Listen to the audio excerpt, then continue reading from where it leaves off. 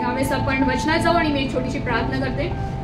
Hallelujah. Thank you Jesus. धन्यवाद प्रेमळ करू अप्पा तुझ्या स्तुती आराधनेसाठी आणि सर्व साक्षींसाठी तुझ्या नावाला धन्यवाद देते. प्रिय परमेश्वर, तुझ्या वचनामध्ये जात असताना प्रभू माझा ताबा तू घे. प्रभू माझ्या जिभेचा कंठाचा ओठाचा ताबा तू घे. माझ्या विचारांचा ताबा तू घे. प्रिय परमेश्वर, तुझं वचन माझ्या विचाराने माझ्या बुद्धी सामर्थ्याने नव्हे परंतु पवित्र आत्म्याच्या द्वारे प्रभू माझ्या मुखातून निघावसत होते. तुझ्या कृसाच्या आड मला तू लपव. प्रभू तुझी वृद्धी होऊ दे आणि माझा रास होऊ दे. धन्यवाद तुझ्या नावामध्ये. तिथे बसलेल्या प्रत्येक कानवर तुझा आशीर्वाद पडा. प्रभू तुझ्या पवित्र आत्म्याचा वर्धस्त आम्हा प्रत्येकावरती असू दे. प्रिय परमेश्वर, धन्यवाद धन्यवाद तुझ्या नावाने. प्रार्थना येशू ख्रिस्ताच्या पवित्र मागते पण तू मान्य कर. Amen. Thank you Jesus. Praise the Lord.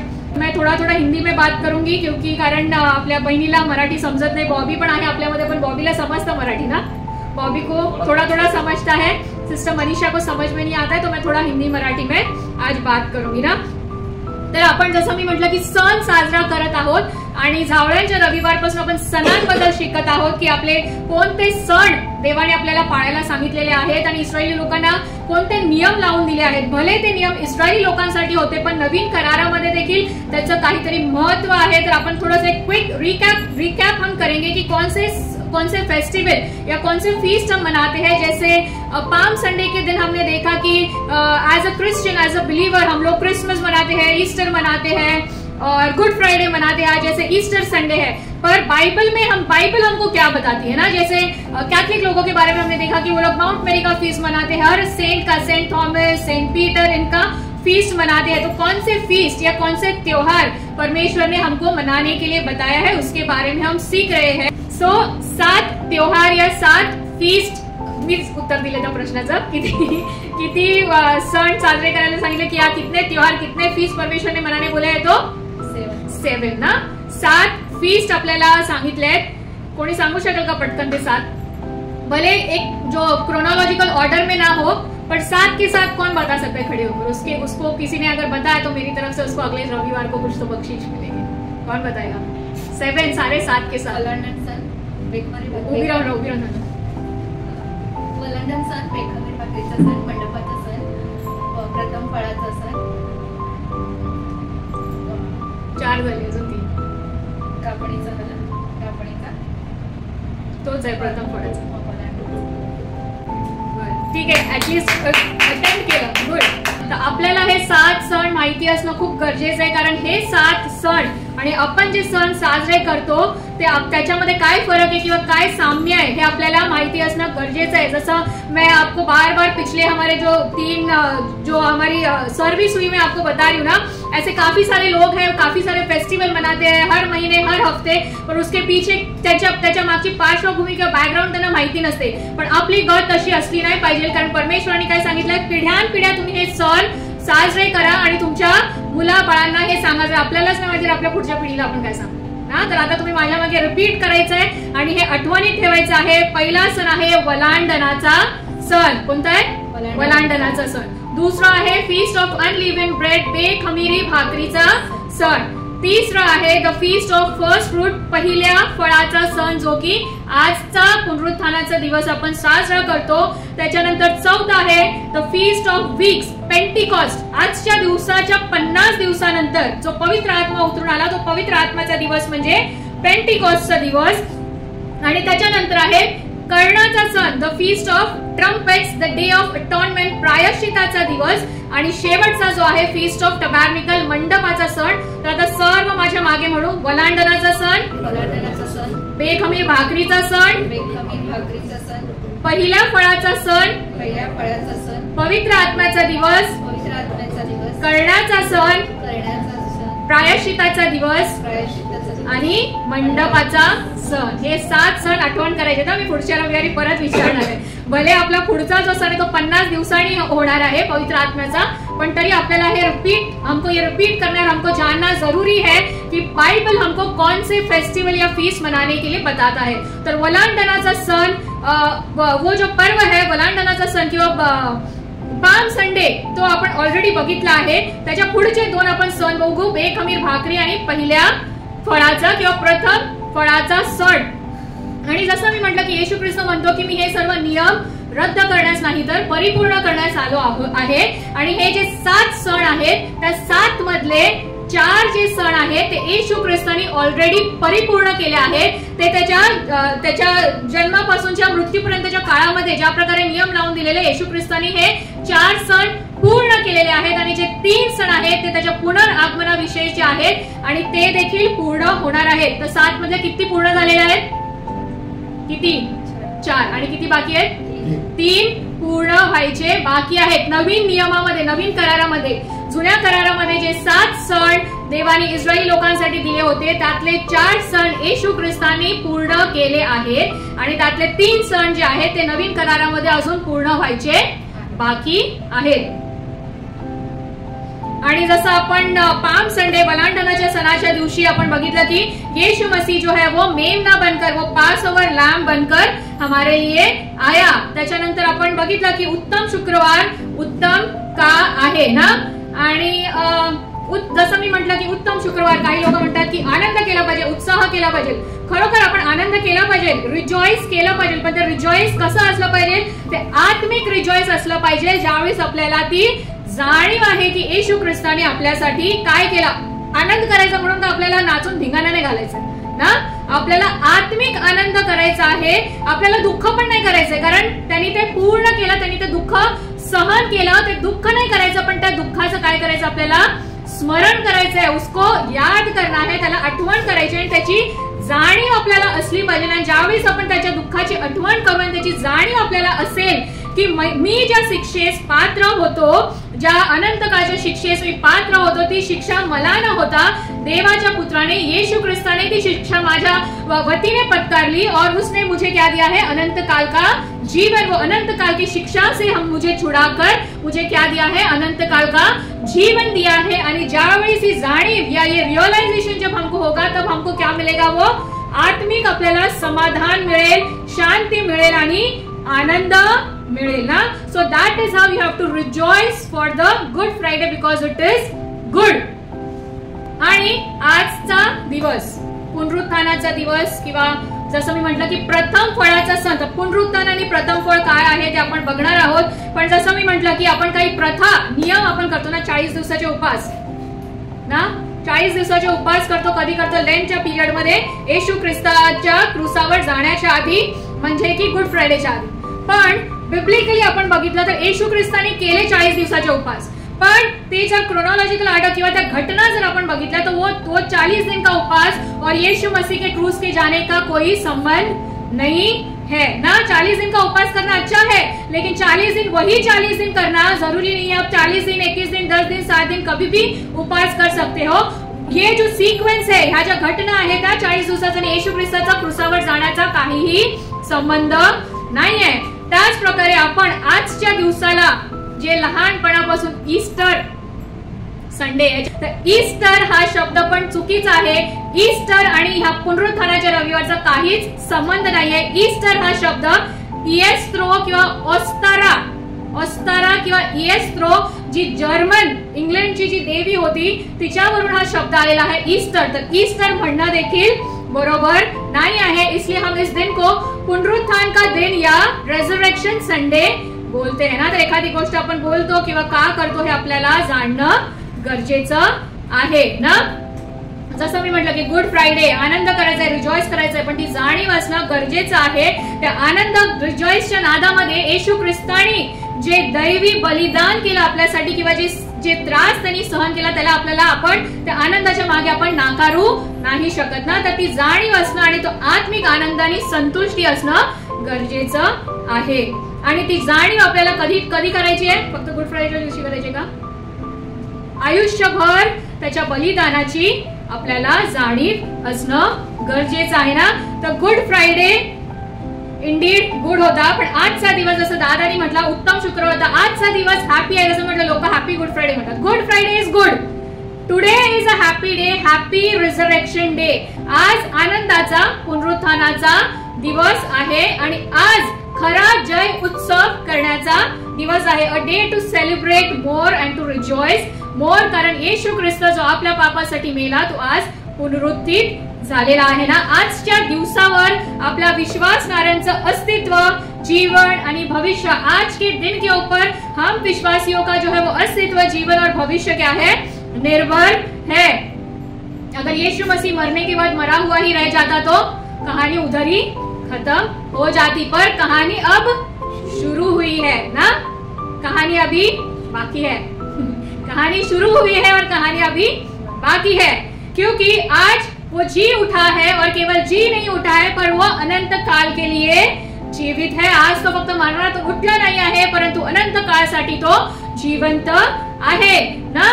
जसं आपण बघितलं की तो उत्तम शुक्रवार उत्तम आहे, कारण तो आपला उत्तम मेंढपाळ, उत्तम शुक्रवाराच्या दिवशी तो काय झाला, उत्तम मेंढपाळ झाला आणि तो आज पूर्ण पुन्हा जिवंत होऊन अनंत काळासाठी तो जिवंत आहे। आपण वचन वाचू यावेळेस इब्री लोकास पत्र 13:20, आपले पवित्र शास्त्र आपण तयार ठेवू। इब्री लोकास पत्र 13:20 आणि एक जण काढेल निर्गम 23:14 ते 19। ज्या शांतीच्या देवाने सर्व काळाच्या कराराच्या रक्ताने मेंढराचा महान मेंढपाळ आपला प्रभू येशू याला मेलेल्यातून परत आणले। काय आहे तो उत्तम मेंढपाळ तर आहे, जो मेंढरांकरिता आपला जीव देतो। इथे म्हटलेला आहे तो काय झालेला आहे, पुनरुत्थित होऊन महान मेंढपाळ आपला प्रभू येशू ख्रिस्त याला मेलेल्यातून परत आणले ना। तर आज आपण पटकन पुनरुत्थानाच्या संदेशाकडे जाण्याच्या आधी जे 2 सण आहेत त्याच्याबद्दल आपण बघू। तर बेखमीर भाकरीचा सण आणि प्रथम फळाचा सण आणि ह्याचा आजच्या पुनरुत्थानाच्या दिवसाशी काय घेणं देणं आहे ते आपण बघणार आहोत। तर निर्गमन ह्याचा 23वा अध्याय 14 ते 19 आपण कोणीतरी जोरात आणि हळूहळू वाचणार आहोत, समजून वाचणार आहोत ते वचन। वर्षातून 3दा तू माझ्या प्रित्यर्थ मेळा भरवून सण पाळ।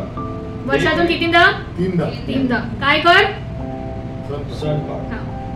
बेखमीर भाकरीचा सण पाळ। त्या सणात माझ्या आज्ञेप्रमाणे अबीब महिन्यातील कोणता सण पाळ? बेखमीर भाकरी। कितवा सण आहे तो? दुसरा। पहिला वलांडणाचा सण झाला ना, वलांडण आणि त्याच्या मागे मागे बेखमीर भाकरीचा सण। त्या सणात माझ्या आज्ञेप्रमाणे अबीब महिन्यातील नेमिलेल्या समयी 7 दिवस तू बेखमीर भाकरी खा। किती दिवस? 7 दिवस। मग वलांडणाच्या सणाच्या नंतर म्हणजे पाम संडे जो आपण करतो त्याच्यानंतर 7 दिवस, 7 दिवसांनी काय आहे, वलांडणाच्या नंतर 7 दिवसांनी आपण आज काय साजरा करतोय, तो बेखमीर भाकरीचा सण। अनलिव्हन ब्रेड का जो फीस्ट है वो कितने दिन मनाना है? समय 7 दिवस तू बेखमीर भाकरी खा, कारण त्याच महिन्यातून मिस्र देशातून बाहेर निघालास। तर आता काय आहे इथे, वलांडणाच्या नंतर पुढील 7 दिवस काय करायचं आहे, बेखमीर भाकरीचा सण साजरा करायचा। आपण एकदम डिटेल मध्ये जाणार नाही, कारण आपल्याला पुढे पुनरुत्थानाचा पण संदेश घ्यायचा आहे। आणि बेखमीर भाकरीचा सण याच्यासाठी देवाने पाळायला सांगितलं। आपण जर पुढे निर्गमन 23 मध्ये वाचलं तर पुढे अजून डिटेल मध्ये तिथे दिलेला आहे की ज्यावेळेस मिस्री लोकांना जाऊ दिलं ना फारो राजानी, क्या हुआ, उनका जो प्रथम जन्मा हुआ था वो लास्ट पीढ़ा, किती पीढ़ा आणल्या? 10। अरे वा, व्हेरी गुड, सगळ्यांना लक्षात आहे। ओके, 10 पिढ्या आणल्या आणि जी 10वी और शेवटची जी पिढा होती, जे प्रथम जन्मलेला जो मेला, त्यावेळेस काय केलं, फारोने त्यांना म्हटलं की तू जा, मोशेला म्हटलं घेऊन जा तुझ्या लोकांना। त्यावेळेस त्यांनी काय केलं, लगबगीने ते निघाले आणि उभ्या जे काही त्यांच्या घरात होतं त्यांना खमीर घेण्याची वेळ नाही मिळाली, म्हणून बेखमीर भाकऱ्या विदाउट ईस्ट ते लोक घेऊन काय केले, निघून गेले मिस्र देश सोडून, की फारो राजाचं मन परत बदलायला नको ना, म्हणून ते घाई निघून गेले। त्यामुळे इस्रायली लोक काय करतात, वलांडणाचा सण 5 वर्ष सण झाल्यानंतर आठवडाभर आपलं घर साफ करतात आणि आपल्या घरातलं सर्व खमीर काढून टाकतात आणि 7 दिवस तो बेखमीर भाकरीचा सण पाळतात ना। तर ती बेखमीर भाकरी जी होती, अनलिव्हन ब्रेड, ती नवीन करारामध्ये आपल्याला काय सांगतं, आपण ते तुम्ही तिथेच राहा। नवीन करारामध्ये आपण वाचू मार्क 14:1। हा जुन्या करारातला बेखमीर भाकरीचा सण होता, जो वलांडणाच्या सणानंतर 7 दिवस पाळला गेला होता। तर याच्याबद्दल नवीन करारामध्ये मार्क 14:1। मग 2 दिवसानंतर वलांडण व बेखमीर भाकरीचा सण होता आणि त्याला कपटाने कसे धरावे व जीवे मारावे हे मुख्य याजक व शास्त्री पाहत होते। कुणाला? त्याला म्हणजे कुणाला? येशूला। कधी पाहत होते? कोणता सण होता? तर जसं मी म्हटलं की जसा जसा नियम दिला होता सण पाळण्याचा, त्याच प्रकारे येशू ख्रिस्ताने काय केलं, ते नियम पूर्ण केले। तो वलांडणाच्या दिवशीच वलांडणाचा पोकरा म्हणून जे यरुशलेमेत आला आणि ज्यावेळेस तो बेखमीर भाकरीचा सण होता त्याच वेळेस त्याला काय केलं, धरून देण्याचं काय करत होते, शास्त्री प्लॅन करत होते ना, त्याला धरून देण्याचं, पकडून देण्यासाठी। पुढे अजून बघू आपण खमीर बद्दल काय लिहिलेलं आहे. व्हॉट इज दॅट अनलिव्हन, या बेखमीर काय आहे. 1 कॉरिंथ 5:7 ते 8. पहिले कॉरिंथ 5:7 ते 8. तुम्ही तिथेच आपल्याला जायचं तिथे पुढे पहिला प्रथम फळ. नवीन करारामध्ये काय म्हणतोय. तर जुने खमीर काढून टाका अशा हेतूने की तुम्ही जसे बेखमीर झाला आहात तसे तुम्ही नवा गोळा व्हावे. कारण आपल्या ओलांडणाचा यज्ञ पशु जो ख्रिस्त त्याचे अर्पण झाले, म्हणून आपण सण पाळावा. तो जुन्या खमीराने अथवा वाईटपणा व दुष्टपणा यांच्या खमीराने नव्हे, तर सात्विकपणा व खरेपणा या बेखमीर भाकरीने तो पाळावा. काय इथे सण पाळण्याविषयी सांगितलेलं आहे ना, बेखमीर भाकरीचा सण. तर भाकर हे आपल्याला सर्वांना माहिती की येशू ख्रिस्त स्वतः काय झाला, जीवनाची भाकर झाला. आणि ह्या ठिकाणी खमीर व्हॉट डज ते अनलिव्हन कशाला रिप्रेझेंट करतं, तर प्राईड आणि पाप आणि सिन. तर इथे काय म्हटलेलं आहे, जुना खमीर अथवा वाईटपणा व दुष्टपणा याच्या खमीरीने नव्हे, तर सात्विकपणा व खरेपणा. सर्व वाईट गोष्टी, सर्व पाप, सर्व गर्व, सर्व दुष्टाई काय झालेला आहे, ते येशू ख्रिस्ताने क्रुसावर घेतलेला आहे आणि आता काय झालेलं आहे, नवीन झालेला आहे. तर जुने खमीर काढून टाका अशा हेतूने की जसे तुम्ही बेखमीर झाला आहात तसे तुम्ही नवा गोळा भावे ना. तो हमारा जो पुराना पाप वाला मनुष्य था, जो खमीर का प्रतीक है, वो क्या हुआ, क्रूस पर यीशु मसीह के साथ मारा गया. आणि आता आपण काय झालेलो आहोत, बेखमीर भाकर झालेलो आहोत आणि आपण नवीन झालेलो आहोत ना. आता आपण थोडक्यात आपल्याला कळलं बेखमीर भाकरीबद्दल ना. बेखमीर भाकरीचा सण जो जुन्या करारामध्ये पाळायला सांगितला होता आणि जसं वलांडणाचा पोखरा नवीन करारामध्ये येशू झाला, तसाच तो बेखमीर भाकरी देखील आपल्यासाठी झाला आणि आपल्याला देखील त्यांनी बेखमीर भाकरीसारखं होण्यासाठी सांगितलेलं आहे. त्याच्यानंतर येतो वलांडण व 7 दिवस बेखमीर भाकरीचा सण. त्याच्यानंतर येतो प्रथम फळाचा सण, जो की आज आपण पुनरुत्थानाचा रविवार म्हणून साजरा करतो. दादा पुढे वाचतील. निर्गम. शेतात पेरलेल्या धान्याचे पहिले पीक तयार होईल तेव्हा तू कापणीचा सण पाळ आणि वर्षभर तू आपल्या शेतातील श्रमाच्या फळाचा संग्रह करशील, तेव्हा संग्रहाचा सण पाळ. इथे काय सांगितलेलं आहे, हंगामाचा सण आपण म्हणतो किंवा फीस्ट ऑफ फर्स्ट फ्रूट, प्रथम फळाचा सण. तू जे काही हंगाम तुझं जे हार्वेस्ट होईल ना, आपण जसं ते शेतीबद्दल बघितलेलं होतं ना, नांगरणी करतो, मग आपण बी पेरतो, खत पाणी घालतो आणि मग काय होतं, तर ते फळ उगवतं. त्याची जे प्रथम फळ किंवा ती पहिली कापणी असते ते काय म्हणतो, देवाने काय नियम लावून दिलेला आहे, ते देवाला अर्पण करायचं आहे. प्रथम फळ, फर्स्ट फ्रूट, प्रथम हे नेहमी विशेष असतं ना. First is always special. पहला प्यार ना, पहली शादी वैसे एक ही बार करनी होती है. पहली संतान, पहला जॉब, पहिला पगारातून घेतलेला माझा पहिला घड्याळ आज पण मी जपून ठेवलेला आहे.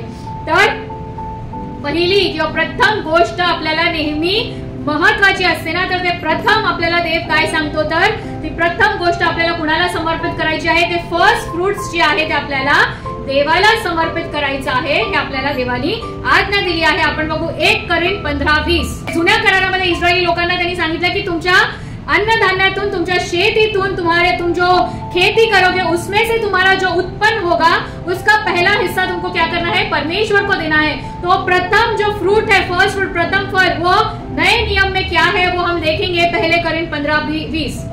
तरी पण ख्रिस्त मेलेल्यातून उठविला गेला आहे, तो महानिद्रा घेणाऱ्यातले प्रथम फळ असा आहे.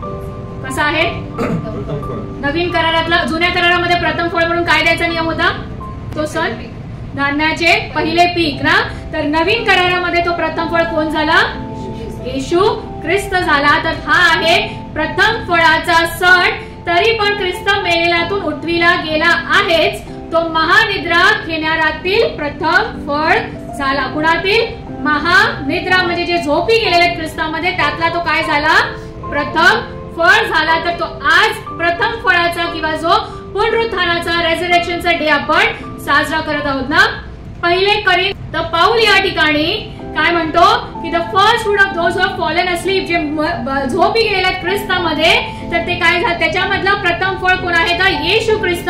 तर तो येशू ख्रिस्ताला प्रथम फळ का म्हणत आहे, कारण तो हंगामाचा फळ जो आहे, तो हार्वेस्ट आता येणार आहे. Because he was the first one, वो पहला था जो मृतों में से अनंत काल के लिए जी उठा. और अभी कौन सा हंगाम आने वाला है, बाकी जो लोग यीशु मसीह में मर गए हैं वो फिर से जी उठेंगे अनंत काल के लिए. तो हार्वेस्ट येणार आहे. तर तो त्या हार्वेस्टचा तो काय झालेला आहे, प्रथम फळ झालेला आहे. झोपी गेलेल्यातून उठविण्यात आला आहे ना अनंत काळासाठी.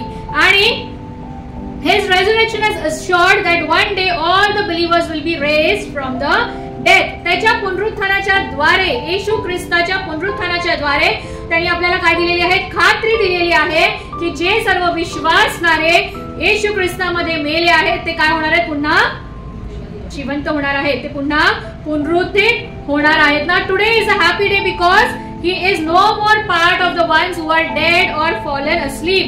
आजचा पुनरुत्थानाचा दिवस आनंदाचा दिवस आहे, कारण तो आता मृतांमध्ये नाही आहे. मेलेल्यातून उठलेल्यांमधला तो प्रथम फळ झाला आहे. त्यांनी मृत्यूवरती विजय मिळवला आहे. तो मरणातून पुन्हा उठला आहे आणि तो काय झालेला आहे, आपला नवीन करारातला प्रथम फळ झालेला आहे ना. कलस्सेकरास पत्र 1:18. तोच शरीराचे म्हणजे मंडळीचे मस्तक आहे. तो आधी मृतांतून प्रथम जन्मलेला आहे, अशासाठी की सर्वांमध्ये त्याला प्राधान्य मिळावं. तर तो काय झालेला आहे, मेलेल्यातून जन्मलेला, प्रथम जन्मलेला झाला आहे. आणि आपण काय केलं पाहिजे, प्रथम, जैसे फर्स्ट मैंने बोला कि पहला जो है जिंदगी का हर जो है चीज हमारे लिए स्पेशल या इम्पोर्टेंट होती है, तो हमको क्या करना है, परमेश्वर को, यीशु मसीह को हमारे जीवन में प्रथम स्थान, ते प्राधान्य आपण त्याला दिलं पाहिजे ना.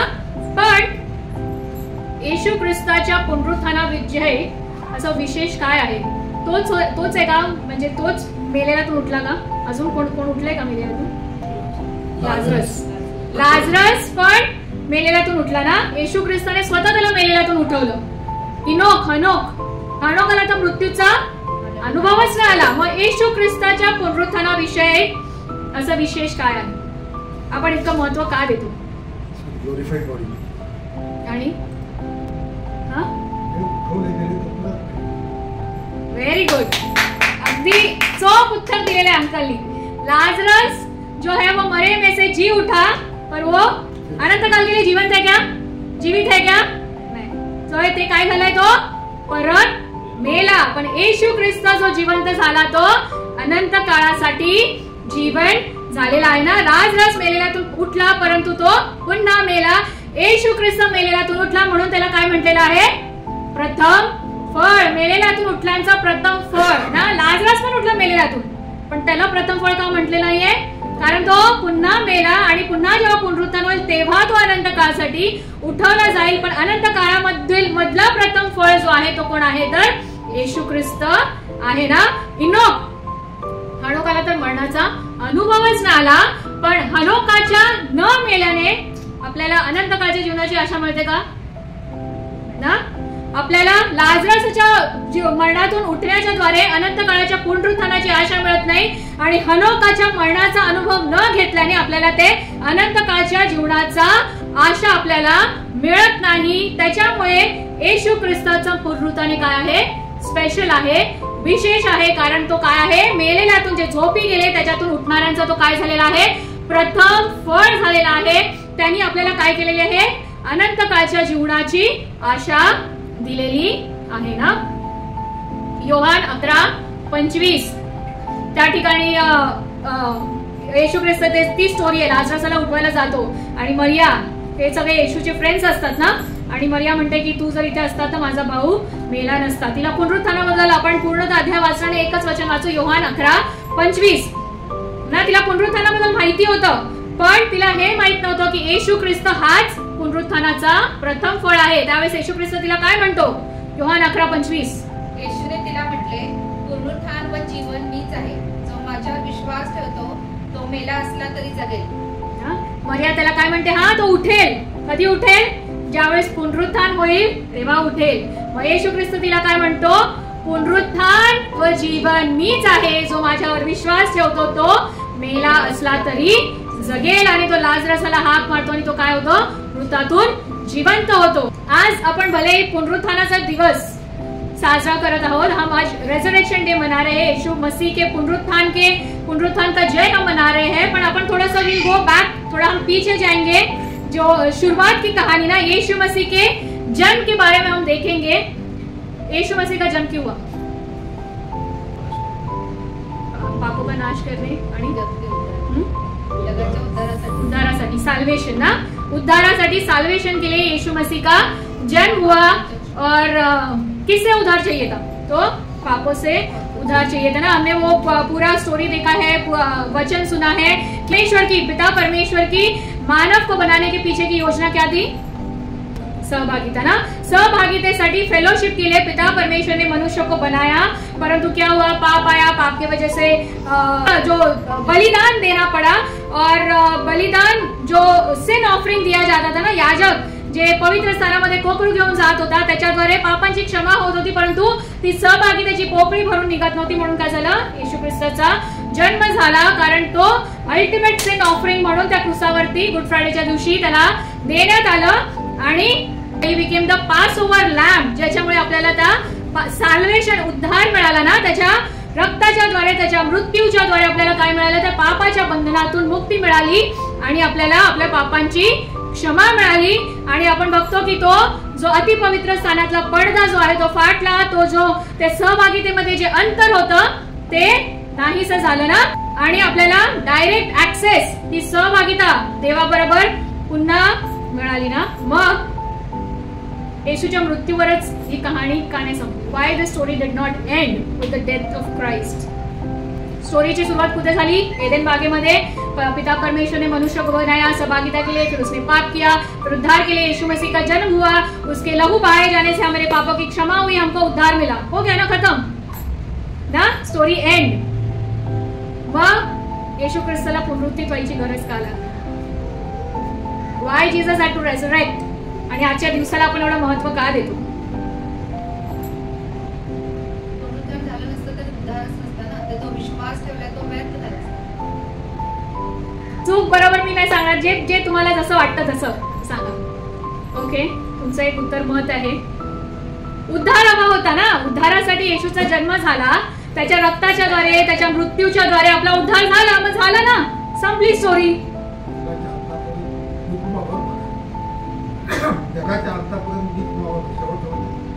ओके, और कोई, और किसी का? क्यों उसको पुनरुत्थित क्यों होना पड़ा? तो देवाचा पुत्र आहे ना, देवाच्या सानिध्यात राहणार। ओके, तो आपला न्याय निवाडा आमच्यासाठी जागा तयार करायला गेला, त्याचं आपलं वचन आहे ना। अजून शेवटचं नंदिता? चूक बरोबर असं काय नाही, प्रत्येकाचं आपापलं मत असू शकतं। Why Jesus had to resurrect? The story could have ended, right? The story of Jesus, यीशु का जन्म क्यों हुआ? तो उद्धार देने के लिए, उसके लहू बहाए जाने से, उसके मरने के द्वारा मेन जो पर्पस था परमेश्वर का, पिता परमेश्वर का, वो क्या था? मनुष्य को सहभागिता के लिए उसने बनाया ना। पाप के वजह से सर्वांनी पाप केले, ते देवाच्या गौरवाला अंतरले, ते अंतर आला। येशूच्या मृत्यूच्या द्वारे तो पडदा फाटला आणि तो अंतर नाहीसा झाला। Now we have the direct access, तो वो योजना पूर्ण हुई ना। Then why Jesus had to resurrect? त्याच्या मृत्यूवरतीच ती कहाणी संपायला हवी होती ना, बरोबर की नाही? एवढाच जर आपण विचार केला तर बरोबर आहे ना। Then why he had to resurrect is, अजून एक गोष्ट एदेनच्या बागेत झाली, जे पिता परमेश्वराच्या इनिशियल योजनामध्ये नव्हतं। It was not in the plan of God's initial plan. काय होतं ती गोष्ट? पाप तर नव्हतंच, परंतु अजून एक गोष्ट देवाच्या योजनेमध्ये नव्हती, ती आहे आज येशू ख्रिस्ताने कशावरती विजय मिळवला? मृत्यूवरती। मृत्यू पिता परमेश्वराच्या योजनेमध्ये होती का? ज्या वेळेस पिता परमेश्वराने मानवाला घडवलं, त्या एदेन बागेमध्ये ठेवलं, त्यांनी त्याच्या मरणाची योजना केली होती का? नाही। ती सहभागिता कशासाठी होती? अनंत काळासाठी होती ना। तर मृत्यू जो आहे तो पिता परमेश्वराच्या योजनेमध्ये नव्हता। देवाने, पिता परमेश्वराने मानवाला मरण्यासाठी घडवलं नव्हतं, आणि मृत्यू कशामुळे आला? पापामुळे आला ना। मृत्यू पापामुळे आला। मृत्यू, पापाचं वेतन काय आहे? तर मृत्यू आहे। तर येशू ख्रिस्ताच्या रक्ताच्या द्वारे आणि त्याच्या मरणाच्या द्वारे त्याची अर्धी योजना पूर्ण झाली, ती म्हणजे सहभागितेची। ते अंतर नाहीसं झालं, दॅट फेलोशिप वॉज रिस्टोर्ड। पण जी पुढची योजना होती, जी अनंत काळच्या सहभागितेची, ती पूर्ण अजून झाली नव्हती, ती पूर्ण होण्यासाठी येशू ख्रिस्ताला पुनरुत्थित होणं अगत्याचं होतं. त्याच्यासाठी येशू ख्रिस्त मरणातून पुनरुत्थित झाला, कारण ते अनंत काळचं जीवन जे हरवलं होतं ते त्याला परत घेऊन यायचं होतं. जे अधिकार पिता परमेश्वराने मानवाला दिला होता, ते पापाच्यामुळे मानवाने तो अधिकार कोणाला दिला? सैतानाला दिला ना. तो अधिकार येशू ख्रिस्ताला सैतानाकडून परत आणायचा होता. त्याच्यासाठी त्याला पुनरुत्थित होणं अगत्याचं होतं ना. आपण ते वचन बघू, प्रकटीकरण 1:18. मृत्यू पित्याच्या योजनेमध्ये नव्हतं, परंतु मनुष्याच्या पापामुळे जो आहे तो मृत्यू आला मानवावरती. त्या मृत्यूवरती विजय मिळवायचा होता, आणि जो अधिकार परमेश्वराने मानवाला दिला आणि मानवाने पापाच्यामुळे तो अधिकार हरवून सैतानाला दिला, तो सैतानापासून तो अधिकार परत घेण्यासाठी काय गरज होती? तर येशू ख्रिस्ताला पुनरुत्थित होणं गरजेचं होतं. प्रकटीकरणाचं पुस्तक 1:18. मी मेलो होतो तरी पहा मी युगानुयुग जिवंत आहे, आणि मरणाच्या व अधोलोकाच्या किल्ल्या माझ्या जवळ आहेत. मरणाच्या आणि अधोलोकाच्या किल्ल्या आता कुणाकडे आहे? येशू ख्रिस्ताकडे आहे ना. त्या मरणावरती त्यांनी विजय मिळवलेला आहे, आणि तो अधिकार जो मनुष्याने गमावला होता, तो अधिकार येशू ख्रिस्ताने त्याच्या पुनरुत्थानाच्या द्वारे काय केलेला आहे? तर परत मिळालेला आहे. तर जी स्टोरी येशूच्या जन्मापासून सुरू होते आणि उसके मरने पर गुड फ्राइडे के दिन जो कहानी, जो उद्धार की कहानी खत्म हो जानी चाहिए थी, वहां पे वो क्या हुआ? It is a new beginning of the story. ती स्टोरी जी आहे तिथे नव्याने ती सुरू झाली ना. Through his resurrection the old man Adam died and God buried with Jesus. जे ज्या पापासाठी जे पाप देवाच्या पित्याच्या योजनेमध्ये नव्हतं, परंतु आदामाने जे पाप केलं आणि तो मानवी पापाचा, मानवी स्वभावाचा सर्व मनुष्यामध्ये आला, तो येशू ख्रिस्ताच्या मरणाच्या द्वारे आपला मधला पापाचा जो आदामाचा स्वभाव आहे तो काय झाला? येशू ख्रिस्ताबरोबर मरण पावला. आणि येशू ख्रिस्ताच्या पुनरुत्थानाच्या द्वारे आपण काय झालेलो आहोत? तर we are born again in Christ as a new creation. नवीन सृष्टी, नवीन स्टोरी या ठिकाणी येशूच्या पुनरुत्थानाच्या द्वारे सुरू झालेली आहे. आपल्यामधला जो पापाचा आदामाचा स्वभाव होता तो येशू ख्रिस्ताबरोबर त्या क्रूसावरती टांगला गेला, गाडला गेला. आणि ज्यावेळेस येशू ख्रिस्त पुनरुत्थित झाला, येशू ख्रिस्ताच्या पुनरुत्थानाच्या द्वारे विद दैट पावर ऑफ रेजरेक्शन, उस पुनरुत्थान के सामर्थ्य के साथ हम क्या हुए हैं? नई सृष्टि हो गए हैं. We are born again. Jesus conquered the death and brought back the authority, assuring us eternal life. यीशु मसीह ने केवल मृत्यु के ऊपर विजय नहीं पाया, परंतु उसने वो अधिकार शैतान से वापस लिया आणि आपल्याला काय केलं आहे? त्यांनी अनंत काळच्या जीवनाची खात्री दिलेली आहे. त्याच्यामुळे त्याचं पुनरुत्थित होणं हे अगत्याचं होतं. त्याच्यामुळे that is why this day of resurrection is so special. ना by resurrection he broke त्या पापाची नांगी त्यांनी मोडली आणि मृत्यूवरती तो विजय झाला. पहिले कोरिंथीकरास पत्र 15:55-57. त्या पापाची नांगी त्यांनी मोडली आणि त्या मृत्यूवरती त्यांनी जय मिळवला. अरे मरणा तुझा विजय कोठे? अरे मरणा तुझी नांगी कोठे? मरणाची नांगी पाप आणि पापाचे बळ नियमशास्त्र आहे. परंतु जो देव आपल्या प्रभू येशू ख्रिस्ताच्या द्वारे आपल्याला जय देतो त्याची स्तुती असो. आमेन. मरणाची नांगी त्याच्या पुनरुत्थानाच्या द्वारे येशू ख्रिस्ताने काय केलं आहे? मोडली आहे. आणि ते पापाचं बळ त्यांनी नाहीसं केलं आहे त्याच्या पुनरुत्थानाच्या दिवशी ना. आणि त्याच्यासाठी त्याच्या नावाला स्तुती असो. पुनरुत्थान, या रेझरेक्शन याचा जर शब्दशः अर्थ बघितला तर गायब झालेली किंवा संपलेली गोष्ट, नाहीशी झालेली गोष्ट पुन्हा अस्तित्वात आणणे. मेलेली गोष्ट जिवंत होणे तर आहेच, पण एखादी गोष्ट जी संपली आहे, नाहीशी झालेली आहे, ती गोष्ट पुन्हा अस्तित्वात आणणे. तर आज या पुनरुत्थानाच्या दिवशी आपल्याला विचार करण्याची गरज आहे की आपल्या आयुष्यातील ती कोणती गोष्ट आहे जी मेलेली आहे किंवा संपलेली आहे किंवा गायब झालेली आहे, जी आज पुनरुत्थित होण्याची गरज आहे. आपले स्वप्न, आपल्याला स्वप्न असतात ना, स्वप्न म्हणजे जे रात्री झोपेत पडतात ते स्वप्न नाही, खुल्या डोळ्याने आपण आपल्या भावी आयुष्याचे स्वप्न बघतो ना, मला हे करायचंय, ते करायचंय, असं करायचंय, तसं करायचंय. तर आज आपल्याला विचार करण्याची गरज आहे की त्या स्वप्नांना आज पुनरुत्थित होण्याची गरज आहे का? ते स्वप्न आज आपले गायब झालेत का, संपलेले आहेत का? आपलं विजन, आपला दृष्टांत, आपले काहीतरी दृष्टांत असतं ना आयुष्यामध्ये, तरुणपणे किंवा लहानपणे, पण जसं जसं आपलं वय वाढत जातं आपलं काय होतं, ते दृष्टांत हरवतो किंवा मरण पावतो. तर आज त्या दृष्टांताला पुनरुत्थित होण्याची गरज आहे का? आपले आशीर्वाद, कधी कधी आपल्या जीवनातले आशीर्वाद गायब होतात, नाहीसे होतात. तर ते आज आशीर्वाद पुनरुत्थित होण्याची, अस्तित्वात येण्याची गरज आहे का? आपली आशा, आपला विश्वास, कधी कधी आपली आशा नाहीशी होते ना, आपला विश्वास संपून जातो. आपली प्रीती, देवावरची प्रीती, देवाला कोणती प्रीती पाहिजे? कोणता हंगामाचा कोणता भाग द्यायला सांगितला देवाने इस्रायली लोकांना? प्रथम फळ. तर देवाला आपल्याकडून काय पाहिजे? प्रथम, फर्स्ट लव्ह ना, विशेष असं ना. तर ती पहिली प्रीती.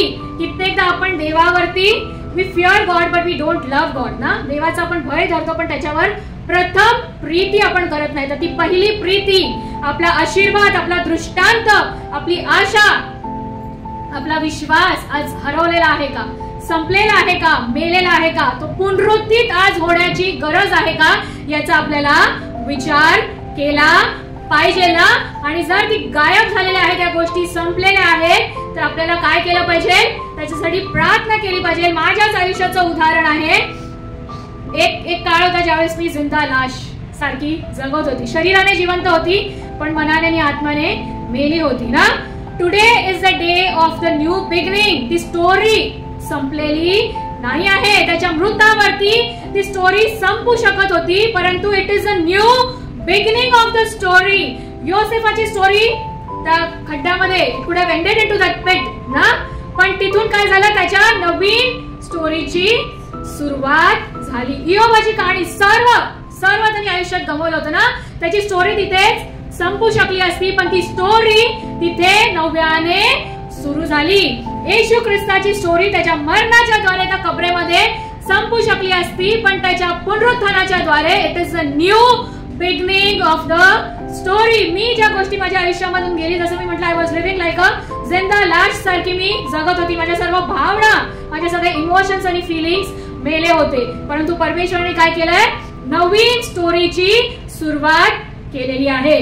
तर तो आपला पिता परमेश्वर जर योसेफाची स्टोरी नव्याने सुरू करू शकतो, इयोबाची स्टोरी नव्याने सुरू करू शकतो, माझी स्टोरी नव्याने सुरू करू शकतो, येशू ख्रिस्ताला मेलेल्यातून पुनरुत्थित करून त्याची स्टोरी अगर नव्याने सुरू करू शकतो, तर आज आपण इथे बसलेल्या आपल्या प्रत्येकाची स्टोरी देखील तो नव्याने पुनरुत्थित करू शकतो. आपले मेलेले स्वप्न, आपले मेलेले दृष्टांत, आपले हरवलेले आशीर्वाद, आपली मेलेली आशा, आपला मेलेला विश्वास आजच्या दिवशी तो पुनरुत्थित करू शकतो ना.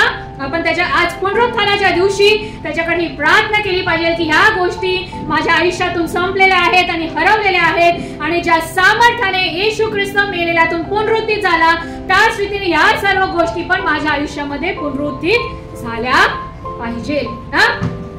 पवित्र शास्त्र येशू ख्रिस्ताच्या पुनरुत्थानानंतर आता परत ही स्टोरी संपली का? स्टोरी सुरू झाली येशूच्या जन्माने, उद्धाराची ना. येशूच्या मृत्यूबद्दल अर्धा योजना परमेश्वराची पूर्ण झाली. मग येशू ख्रिस्ताचं पुनरुत्थान झालं, मृत्यूवरती पण विजय मिळाला, अनंत काळचं जीवन मिळालं. पण ही स्टोरी इथेच संपते का? किती प्रकारचे पुनरुत्थान आहेत? किती प्रकारचे पुनरुत्थान? येशू मसीह का पुनरुत्थान हो गया, इधर कहानी खत्म होगी क्या? दोबारा पुनरुत्थान होने वाला है की नहीं होने वाला है? किती प्रकारचे पुनरुत्थान, किती वेळा होणार? अंदाजे सांगा, सही गलत जवाब नाही आहे. किती प्रकारचे पुनरुत्थान होणार आहे? योहान 5:28 ते 29 ते वचन काढण्याच्या आधी उत्तर द्या कोणीतरी. माझाच तुक्का मारो. 1, 2, 7, 10, 12 किती?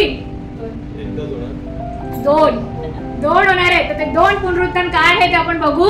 योहान 5:28 ते 29. येशू ख्रिस्ताच्या पुनरुत्थानावर देखील ही स्टोरी संपत नाही. अजून पुढे 2 प्रकारचे पुनरुत्थान होणार आहे. तर ते 2 पुनरुत्थान काय आहे ते आपण आता बघू. योहान 5:28 ते 29. याविषयी आश्चर्य करू नका, कारण कबरीतील सर्व माणसे त्याची वाणी ऐकतील आणि ज्यांनी सत्कर्म केले ते जीवनाच्या पुनरुत्थानासाठी. कशाच्या पुनरुत्थानासाठी? जीवनाच्या पुनरुत्थानासाठी. तर पहिलं रेझरेक्शन कोणतं आहे? पहिलीने सांगितलं ना 2 रेझरेक्शन आहे. पहिलं आहे ते जीवनाचं पुनरुत्थान. पुढे व ज्यांनी दुष्कर्म केले ते न्यायाच्या पुनरुत्थानासाठी. दुसरं पुनरुत्थान कोणतं आहे? न्यायाचं पुनरुत्थान. ते बाहेर येतील अशी वेळ येत आहे. येशू ख्रिस्ताचं पुनरुत्थान झालं, तिथे ही स्टोरी संपत नाही. अजून 2 पुनरुत्थान होणार आहे. एक आहे जीवनाचं पुनरुत्थान, जिथे सत्कर्म केलेले पुनरुत्थित होतील, आणि दुसरं आहे ज्यांनी दुष्कर्म केले ते न्यायासाठी पुनरुत्थित होतील. तर पहिलं जो जीवन का पुनरुत्थान है वो कब होने वाला है? तर जो किती सण झाले आपले? किती झाले? 4 झाले. 4 मी काय म्हटलं? पूर्ण झालेले आहेत. बाकीचे 3. ते उरलेला तिसऱ्यातलं 5वा सण कोणता आहे? फर्स्ट फ्रूट तर आता चालू आहे, म्हणजे तो झाला. जे न झालेले 3 आहेत त्याच्यातला 5वा. ज्या वेळेस कर्णा वाजेल त्यावेळेस काय होईल? आपण उचलले जाऊ. जे जिवंत आहे त्यांचं रॅप्चर होईल. और जो सत्कर्म करके जो मरे हुए हैं, वो प्रथम फल है ना, मरे हुओं में से जी उठने में का वो प्रथम फल है. तो जो बाकी के लोग जो यीशु मसीह में सो गए हैं वो क्या हो गए? ते जीवनाच्या पुनरुत्थानासाठी, जीवन के पुनरुत्थान के लिए क्या हो गए? जी उठेंगे ना. So that is the first resurrection. अभी जो 2 और पुनरुत्थान होने वाले हैं उसमें से फर्स्ट जो है तो जीवनाचा पुनरुत्थान है. ज्यावेळेस तो कर्णा वाजेल, तर तो फीस झालाय का करण्याचा नवीन करारात? तो व्हायचा बाकी आहे. त्याच्यासाठी आपण सज्ज राहिलो पाहिजे की ज्यावेळेस तो कर्णा वाजेल, आपण जर जिवंत आहोत, त्याच्या विश्वासात आहोत, उसके ऊपर अगर हमने विश्वास रखा है तो हम क्या होंगे? जिंदा ही उठाए जाएंगे. और जो यीशु मसीह में जो मरे हुए हैं, वो सोए हुए हैं, वो उस जीवन के पुनरुत्थान के दिन उठाए जाएंगे. और उसके बाद आएगा न्याय का पुनरुत्थान. जब न्याय करेगा परमेश्वर, यीशु मसीह जब न्याय करेगा, तब जो बाकी के जो है, जो मरे हुए लोग हैं, जो विश्वास में नहीं थे, वो क्या होंगे? न्याय के पुनरुत्थान के लिए. That is the second resurrection. उसके बारे में हमको दानियल की किताब भी बताती है. दानियल की किताब 12:2 आणि प्रगटीकरण. दादा तुम्ही प्रगटीकरण 20:11 ते 15 काढा. ते व्यवस्थित आपण शांतीत वाचणार आहोत पुनरुत्थानाविषयी, शेवटच्या न्यायाविषयी. कारण आजच्या या प्रथम फळाच्या किंवा यीशु मसीह के पुनरुत्थान पे भी ये कहानी खत्म नहीं होती. ये कहानी अभी और आगे जाने वाली है. जैसे मैंने बोला, कहानी अभी खत्म नहीं हुई है, क्योंकि जे 7 सण, जे 7 फीस्ट पिता परमेश्वर ने इजराइली लोगों को दिया था, उसमें से 4 पूरे हुए हैं, 3 अभी बाकी है. कहानी अभी बाकी है मेरे दोस्त. तो हम देखेंगे दानियल 12:2. भूमीतील मातीत निजलेल्यांचा मोठा समुदाय उठेल. कित्येक सर्व काळचे जीवन मिळवण्यास आणि कित्येक कशासाठी उठतील? सर्व काळचे जीवन मिळवण्यासाठी. त्या सर्व काळचं जीवन देण्यासाठी येशू ख्रिस्त पुनरुत्थित झाला. तर ज्यावेळेस तो कर्णाचा सण येईल, जेव्हा तो कर्ण वाजेल, त्यावेळेस सर्व काळच्या जीवनासाठी विश्वासणारे लोक काय होतील? उठवले जातील. आणि कित्येक अप्रतिष्ठा व सर्व काळचा धिक्कार मिळवण्यास उठतील. बाकीचे कशासाठी उठतील? न्यायाच्या रेजरेक्शनच्या वेळेस, न्याय के पुनरुत्थान के दिन अप्रतिष्ठा व सार्वकालचा धिक्कार मिळवण्यासाठी उठतील. प्रगटीकरण 20:11 ते 15. ये जो आखिर का पुनरुत्थान और न्याय है, न्याय का पुनरुत्थान, उसके बारे में हमको परमेश्वर का वचन क्या बताता है वो हम अभी धीरे धीरे पढ़ेंगे. हम सबको क्या होगा? न्याय के लिए, वो न्याय के दिन सबको खड़ा होना है ना, न्याय के लिए. और फिर क्या खोला जाएगा? जीवन की किताब खोली जाएगी. तेव्हा दुसरे एक पुस्तक उघडले गेले, ते जीवनाचे होते, आणि त्या पुस्तकामध्ये जे लिहिले होते त्यावरून मृतांचा न्याय यांच्या त्यांच्या कृत्याप्रमाणे ठरविण्यात आला. अग्नीचे सरोवर हे दुसरे मरण होय. ज्या कोणाचे नाव जीवनाच्या पुस्तकात लिहिलेले सापडले नाही, तो अग्नीच्या सरोवरात टाकला गेला. तो अनंत काल का जीवन सिर्फ अनंत काल का जीवन नहीं है, अनंत काल का मृत्यु भी है।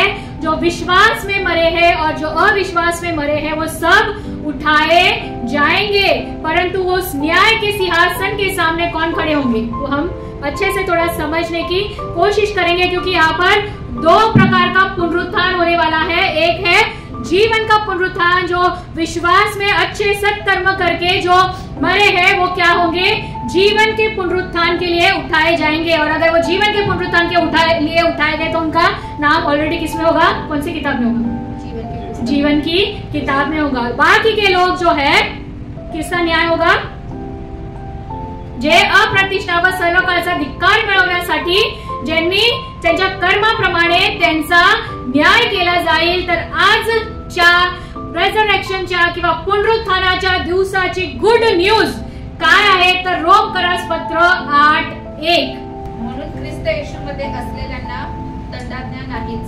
म्हणून ख्रिस्त येशूमध्ये असलेल्यांना दंड आज्ञा नाहीच, नाहीच, नाहीच। जसं मी म्हटलं गुड फ्रायडे उत्तम शुक्रवारचा उत्तम भाग काय होता, तर येशू ख्रिस्त म्हणतो मी उत्तम मेंढपाळ आहे।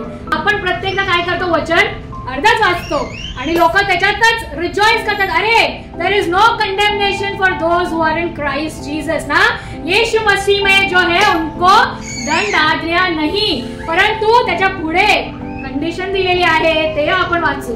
ती कंडिशन काय आहे, जीवनाच्या पुनरुत्थानासाठी आपण उठवलेले जाऊ, आणि जर जीवनाच्या पुनरुत्थानासाठी आपण जर विश्वासात मेलेले आहोत तर आपल्याला दंड आज्ञा नाही, आपलं नाव त्या जीवनाच्या पुस्तकात असेल, पण ते देहाप्रमाणे नाही तर आत्म्याप्रमाणे चालतात। तर कुणाला दंड आज्ञा नाही, वर्जन चेक करा तुमचं, तर ते पूर्ण वचन असं आहे की म्हणून ख्रिस्त येशूमध्ये असलेल्यांना दंड आज्ञा नाहीच, पण ती दंड आज्ञा कुणाला नाहीच, जे देहाप्रमाणे नाही तर आत्म्याप्रमाणे चालतात। ख्रिस्त येशूमध्ये असलेले देखील देहाप्रमाणे चालणारे असू शकतात ना, पाप करणारे असू शकतात ना, जे दंडास पात्र असू शकतात, परंतु त्या दंडास किंवा न्यायास पात्र कोण नाही आहेत, जर जे येशू ख्रिस्तामध्ये आहेत आणि जे आत्म्याप्रमाणे चालतात त्यांच्यासाठी ती दंड आज्ञा नाही। This is the good news of this resurrection day. हा आजच्या पुनरुत्थानाच्या दिवसाचा आनंदाची बातमी किंवा शुभ संदेश आहे की जे येशूमध्ये आहेत आणि जे आत्म्याप्रमाणे चालतात त्यांच्यावरती न्यायाचा दंड नाहीच। पहिले पेत्र पहिला अध्याय 3 ते 5 आपल्याला काय दिलेलं आहे, पुन्हा जन्म दिलेला आहे आणि ती जिवंत आशा आपल्याला प्राप्त झाली आहे। पुढे जे आपल्यासाठी काय केलेलं आहे, ते वतन स्वर्गात राखून ठेवलेलं आहे, कुणासाठी, जे येशू ख्रिस्तामध्ये आहे आणि जे त्याच्या आत्म्याने चालतात त्यांच्यासाठी दंड आज्ञा नाही। So this is the message of resurrection. तर ती आशा आपल्याला येशू ख्रिस्तामध्ये आहे ना। आपली स्टोरी इथे संपलेली नाही, जशी येशू ख्रिस्ताची स्टोरी त्याच्या जन्मापासून मृत्यूपर्यंत संपलेली नाही, त्याच्या पुनरुत्थानाच्या दिवशी देखील संपलेली नाही। अजून 2 पुनरुत्थान होणार आहेत, एक जीवनाचं आणि एक न्यायाचं। तर आपल्याला आज विचार करायचा आहे आजच्या पुनरुत्थानाच्या दिवशी की आपण त्या जीवनाच्या पुनरुत्थानाच्या दिवशी उठवलेले जाऊ की न्यायाच्या पुनरुत्थानाच्या दिवशी उठवलेले जाऊ। आणि जर जीवनाच्या पुनरुत्थानाच्या दिवशी आपण येशू ख्रिस्तामध्ये आहोत आणि जीवनाच्या पुनरुत्थानाच्या दिवशी जर आपण उठवलेले गेलो तर आपण त्या दंडास पात्र आहोत की नाही, की आपण आत्म्याच्या द्वारे चालतो की दैहिक स्वभावाने चालतो। आणि जसं की आपण पाहिलं आहे की येशू ख्रिस्त जो आहे तो मृतांमधून उठविला गेलेलाचा काय आहे, तर तो प्रथम फळ आहे। आजचं मरणाचं वचन आपण परत वाचू यावेळेस, पहिले करीन 15:20। तरी पण ख्रिस्त मेलेल्यातून उठविला गेला आहेच, तो महानिद्रा घेणाऱ्यातला प्रथम फळ असा आहे। तो आपला काय झालेला आहे, प्रथम फळ झालेला आहे। त्यांनी मृत्यूवरती विजय मिळवला आहे, पापाची नांगी त्यांनी मोडलेली आहे, तो अधिकार त्यांनी परत मिळवलेला आहे आणि सार्वकाळी जीवनाची आशा त्यांनी आपल्याला दिलेली आहे। तर आपण काय केलं पाहिजे, तर आपल्या जीवनातलं प्रथम फळ, आपल्या जीवनातील उत्तम गोष्ट त्याला दिली पाहिजे ना।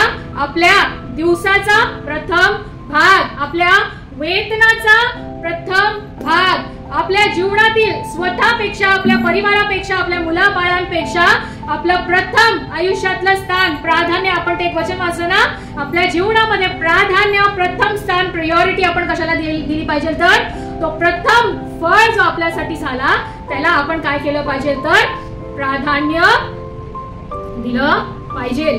पुन्हा आपण जाऊ सुरुवातीची स्टोरी. देवाने मानवाला सहभागितेसाठी बनवलं ना. मनुष्याचा डायरेक्ट ऍक्सेस देवाबरोबर होता. पाप आलं, पापाच्या द्वारे मृत्यू आला आणि मग त्या पापाच्या क्षमेसाठी काय केलं, पित्याने पुत्राला पाठवलं. क्योंकि वो परमेश्वर है ना, परमेश्वर नहीं मर सकता, गॉड कैन नॉट डाई.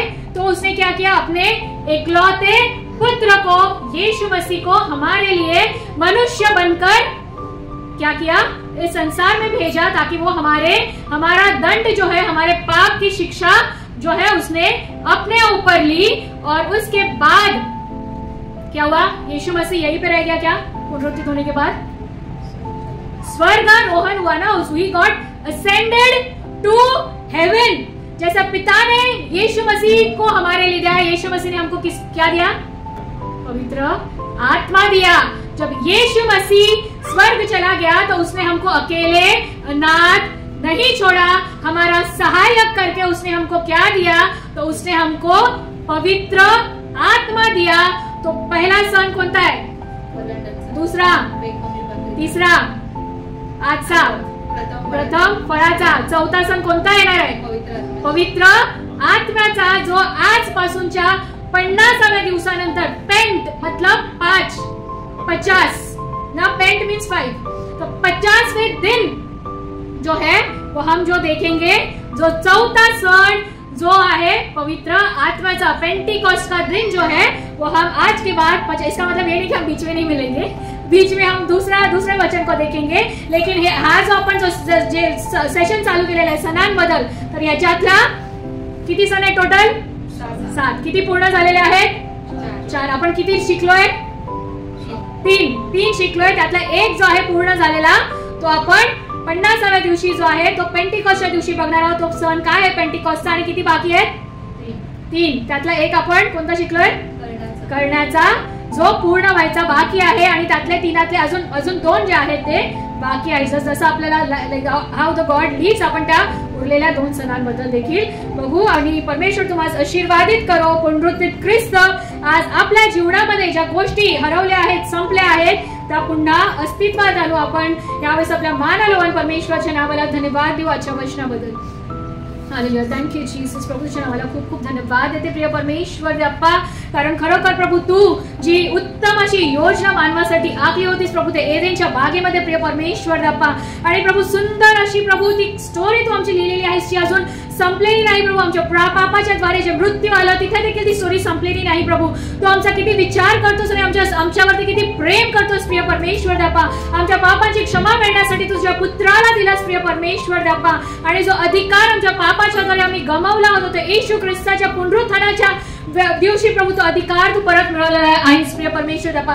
ज्या सामर्थ्याने येशू ख्रिस्त पुनरुत्थित झाला, ते सामर्थ्य आज आमच्या जीवनामध्ये देखील तू दे प्रिय परमेश्वर बाप्पा. आमच्या जीवनामध्ये आज ज्या संपलेल्या, हरवलेल्या, मेलेल्या गोष्टी आहेत प्रभू, त्या आमचं दृष्टांत असू शकतं प्रभू, आमचे ते स्वप्न असू शकतात, आमच्या त्या आशा किंवा विश्वास किंवा तुझ्यावरची आमची पहिली प्रीती जर आज मेलेली आहे प्रभू, तर आज या पुनरुत्थानाच्या दिवशी ज्या सामर्थ्याने येशू ख्रिस्त पुनरुत्थित झाला, त्या गोष्टी आमच्या जीवनात देखील तू पुनरुत्थित कर प्रिय परमेश्वर बाप्पा. प्रभू तू आम्हाला प्रभू त्या दंडास पात्र ठरविलेले नाहीस प्रिय परमेश्वर बाप्पा, परंतु प्रभू आत्म्याच्या द्वारे चालून प्रभू आमचा जो उद्धार तू केलेला आहेस, तो त्या न्यायाच्या दिवसापर्यंत राखून ठेवण्यास तू आम्हाला सहाय्य कर प्रिय परमेश्वर बाप्पा. कारण तुझं वचन सांगतं की जो शेवटपर्यंत टिकेल तोच तरेल. शेवटपर्यंत प्रभू तुझ्यामध्ये, तुझ्या विश्वासामध्ये राहण्यास प्रिय परमेश्वर बाप्पा, आणि त्या अनंत काळाच्या जीवनाची जी आशा तू आम्हाला दिलेली आहेस प्रभू, त्या आशेमध्ये तू आम्हाला तू राखून ठेव प्रिय परमेश्वर बाप्पा. प्रत्येकांचा ताबा तू घे प्रभू, तुझ्याच वचन आम्हाला दिलेलं आहेस प्रिय परमेश्वर बाप्पा, ते आम्ही आमच्या अंतःकरणामध्ये जपून ठेवावं प्रभू, आणि येणाऱ्या दिवसामध्ये त्या वचनाचं फळ आम्ही द्यावे असं तुम्हाला सहाय्य मदत कर. प्रत्येकाच्या जीवनाचा ताबा तू घे प्रभू. इथून पुढचा आठवडा तुझ्या हाती येते प्रिय परमेश्वर बाप्पा. इथून आम्ही आपापल्या घरी जात असताना प्रभू पुन्हा भेटूपर्यंत जगिक गोष्टीमध्ये हरवून न जाता प्रिय परमेश्वर बाप्पा, जसं तू त्या मेलेल्यातून उठलेल्यातला प्रथम फळ झाला प्रिय परमेश्वर. आमच्या आयुष्यातला प्रथम फळ, आमच्या दिवसातला प्रथम हिस्सा, आमच्या पगारातला प्रथम हिस्सा, आपल्या जीवनातलं प्राधान्य आम्ही तुला द्यावा यासाठी प्रभू आमच्या अंतःकरणाची तयारी तू कर प्रभू. आम्हाला तू सहाय्याने मदत कर प्रिय परमेश्वर अप्पा. धन्यवाद, तुझ्या नावाला देते, तुझी स्तुती करते प्रभू. आणि प्रभू ही सर्व प्रार्थना विनंती तुझा एकुलता एक पुत्र येशू ख्रिस्त जो आमच्यासाठी आजच्या दिवशी पुनरुत्थित झाला त्या येशू ख्रिस्ताच्या पवित्र नावामध्ये मी प्रार्थना मागते म्हणून तू मान्य कर. आमेन. आजच्या रेझरेक्शन डेच्या आणि प्रथम फळाच्या सणाच्या तुम्हाला सर्वांना शुभेच्छा. धन्यवाद. जोरदार टाळ्या होऊन जाऊ द्या सणासाठी. पुनरुत्थानाचा खरा अर्थ आम्हाला आज समजला की ऍक्च्युअल पुनरुत्थान काय आणि ते प्रभू येशू ख्रिस्तासाठी का झालं आज कळलं. झालं. धन्यवाद करतो.